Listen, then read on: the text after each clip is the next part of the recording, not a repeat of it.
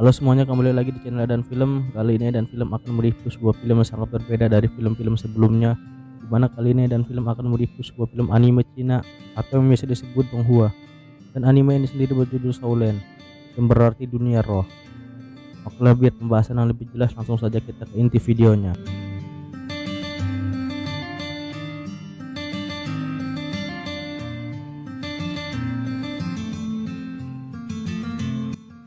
Di awal film kita diperlihatkan oleh seseorang bernama Tang San yang sedang dikejar-kejar oleh ketua sekte yang bernama Sekte Tang, dan pengejaran pun terhenti di sebuah tempat yang disebut lembah neraka.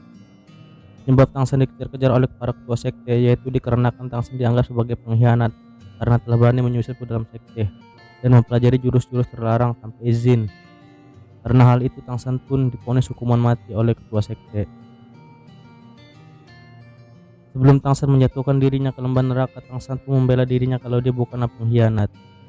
Sebagai bukti, Tang San pun memberikan harta karun tertinggi dari Sekte Tang, yaitu sebuah senjata rahasia bernama Buddha Lotus, pada ketua sekte. Ketua sekte pun merasa bersalah akan kematian Tang San karena baginya Tang San memang bukanlah seorang pengkhianat. Namun apalah boleh buat, nasi telah menjadi bubur. Kini ketua sekte hanya bisa menyesali perbuatannya karena telah kehilangan seseorang yang paling berbakat di sektenya. 唐三从未忘本，咱的一切都是唐门给的，不论是生命，生是唐门的人，死是唐门的鬼，做出了唐家外门暗器的巅峰之作。唐三没有带走唐门任何东西，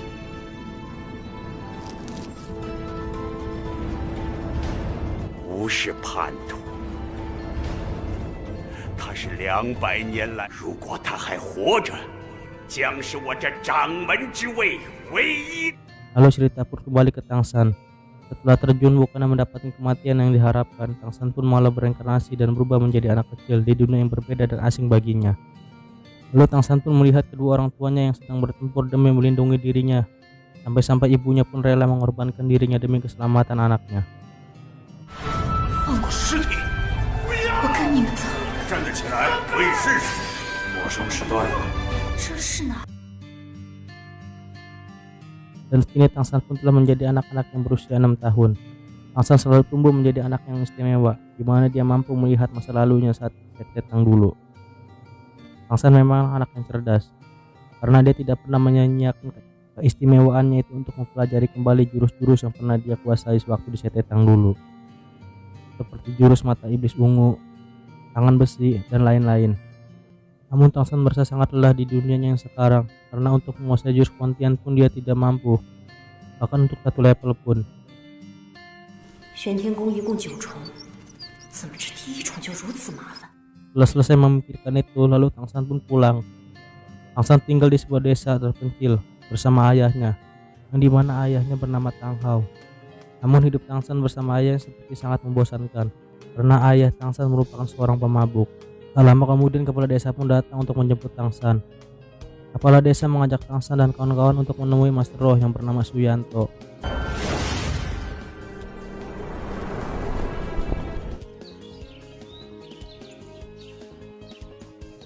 Tujuannya sendiri ialah untuk membangkitkan sekaligus mengetahui tipe roh pelindung dari anak-anak itu. 也期待你们中能有成为魂师的人。我们这些普通人实在太难了，只有各大宗门的传承者才最容易成为魂师。孩子们，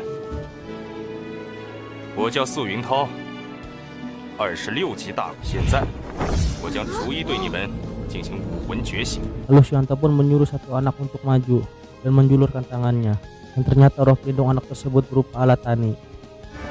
你的武魂是镰刀，器武魂。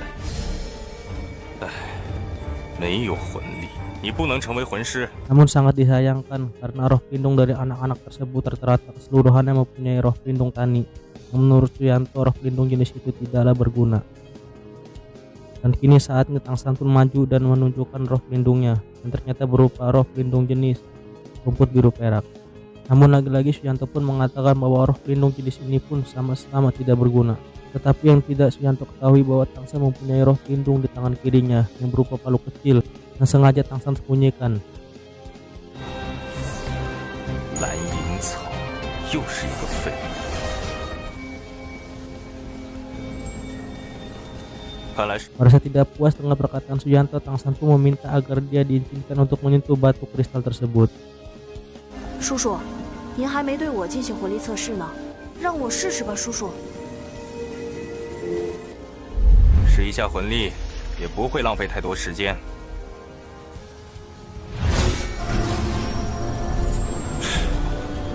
这是 Dan alangkah terkejutnya Suyanto ketika melihat Tang San memiliki roh pelindung penuh, yang dimana roh pelindung ini sangat langka dan hanya ada setiap 100 tahun sekali. Namun Suyanto pun tetap mengatakan walaupun Tang San memiliki roh pelindung penuh, tetapi roh pelindungnya berupa rumput biru perak itu sama saja tidak ada gunanya. Lalu Suyanto pun menemui kepala desa dan mengatakan jika hanya ada satu anak yang akan menjadi master roh, yaitu Tang San. 村子里的孩子有没有能够成为魂师的？可惜他的武魂是蓝银草，随着武魂的提升，会进化成什么样子呢？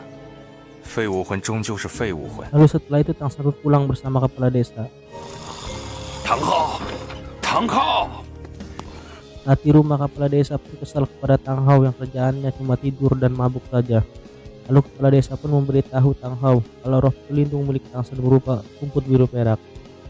Lalu dengan itu kakek Jack pun berniat menjadikan Tang San sebagai seorang master roh dengan cara memasukkan Tang San ke dalam salah satu akademi yang bernama Akademi Nauding. Akan tetapi Tang Hao yang merupakan ayah dari Tang San pun tidak setuju dan malah melarang Tang San untuk pergi ke dalam akademi, karena Tang Hao memahami jika rumput biru perak memanglah jenis roh pelindung yang sangat lemah. Sebelum Pak Kepala Desa pergi, dia pun mengatakan jika Tang Hao berubah pikiran, masih ada waktu 3 bulan baginya untuk Tang San mendaftar ke Akademi Nauding. Lalu Tang Hao pun meminta Tang San menunjukkan roh pelindung miliknya yang berupa rumput biru perak. Melihat roh pelindung itu, Tang Hao pun sedikit kecewa. Lalu Tang San pun mengatakan jika dia memiliki roh pelindung yang lain yang berupa palu. Melihat itu, Tang Hao pun sangat terkejut dan langsung memeluk Tang San. 可是我还有另一个武魂。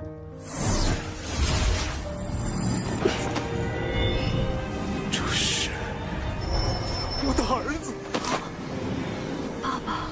Setelah itu Tang Hao pun mengatakan kepada Tang San jika dia hanya boleh menggunakan palu itu untuk menutupi kekurangan roh pelindung miliknya yang berada di tangan kanannya.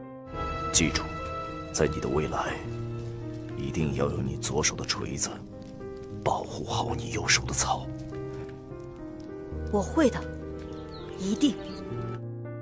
Sebagai anak dari seorang pandai besi, Tang San pun mengisi kesehariannya hanya untuk menempa besi. Tang Hao yang melihat Tang San masih begitu pemula dalam menempa besi, akhirnya memperlihatkan kepada Tang San cara menempa yang benar. 像你这样敲上1年，也没法看着。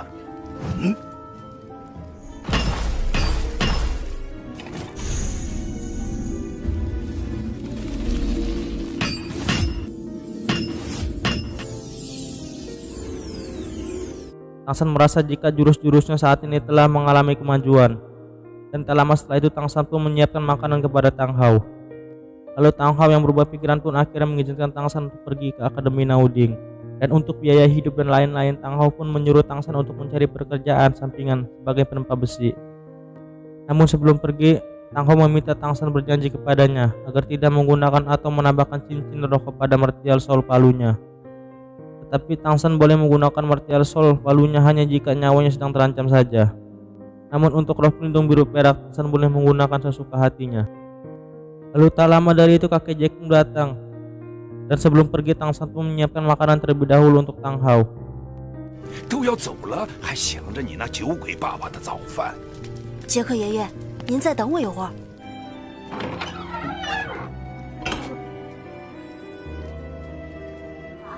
我和杰克爷爷走了，您自己多保重身体。粥在锅里，别忘了喝。爸爸说让我到学院以后找一个铁匠铺打工。你还有啊？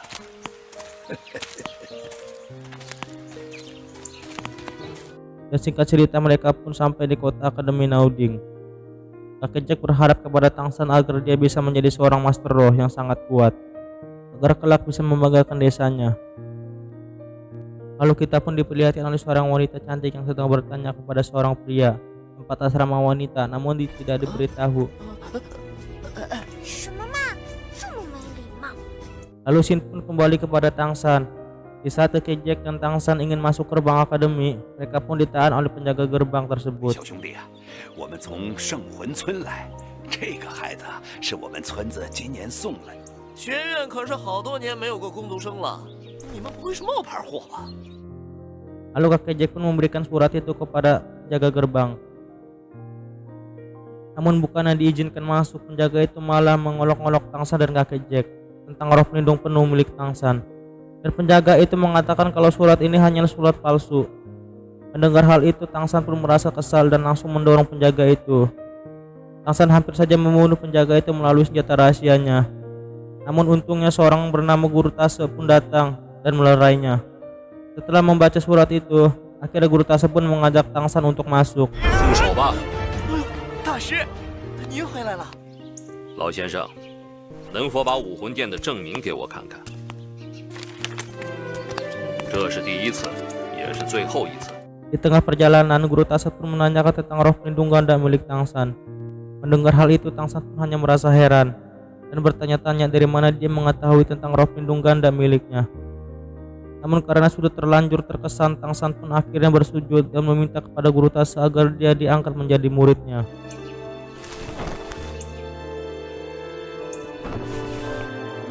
请您收我为徒吧。 只需要鞠躬就可以了。一日为师，终身为父。 Setelah sedikit berbincang-bincang, Guru Tase pun akhirnya membawa Tang San ke sebuah ruangan yang langsung disambut oleh dua orang guru akademi. Para guru itu pun dibuat kaget karena roh pelindung penuh yang dimiliki Tang San. Namun mereka juga sedikit kecewa karena roh pelindung milik Tang San yang berupa rumput biru perak. Setelah itu Tang San pun diberikan tempat tinggal di asrama 7. Saat keluar ruangan, Tang San pun mendengarkan dua guru ini yang sedang mengejek Guru Tase karena penelitiannya yang begitu aneh. Saat sampai di ruang asrama 7, Tang San pun langsung disambut oleh anak asrama yang bernama Waseng.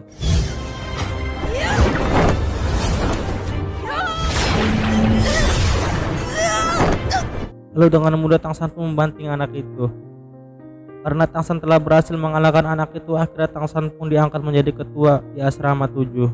是这间宿舍的老大，谢谢您手下留情。按照规矩，你打败了我，今后就是七舍的了，这是规矩。谁的拳头硬，谁就是老大。对，这是规矩。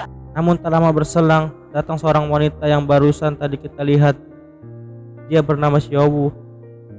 Xiaowu sendiri memiliki roh pelindung berupa kelinci putih. Karena Xiaowu datang lebih lambat daripada Tang San, mereka pun harus bertarung lagi untuk memperebutkan ketua yang baru. Dan pertarungan pun dimulai. 确定？确定。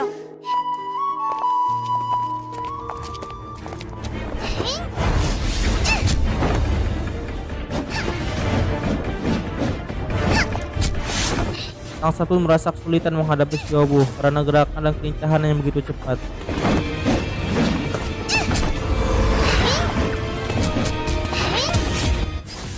Hingga akhirnya Tang San pun harus kalah telak dari Xiaowu.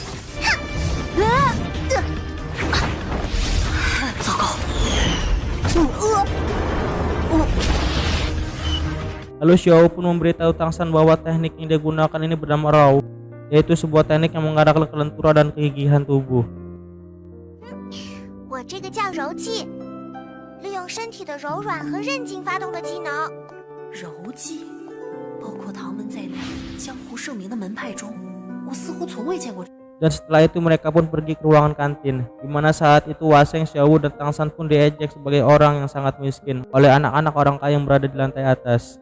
Xiaowu yang mendengar hal itu merasa sangat geram dan berniat menghajarnya, namun dihentikan oleh Tang San. 这不是王胜那帮穷鬼吗？嘿，穷鬼就是穷鬼。楼是单独点菜吃饭的地方。切，你是什么东西？二楼有什么了不起？算了，先去吃饭吧，下次再教训他们。 Tak lama berselang Guru Tase pun datang. Guru Tase berniat mengajak Tang San untuk makan di lantai 2. 跟我到2楼吃饭吧，带你认认门。 Namun Tang San pun menolaknya dengan tulus. Lalu Guru Tase berpesan untuk menemuinya setelah selesai jam makan nanti. Jin pun memperlihatkan kepada Tang Hao yang sangat merindukan anaknya. 可以给我吗？爸爸吃饭了。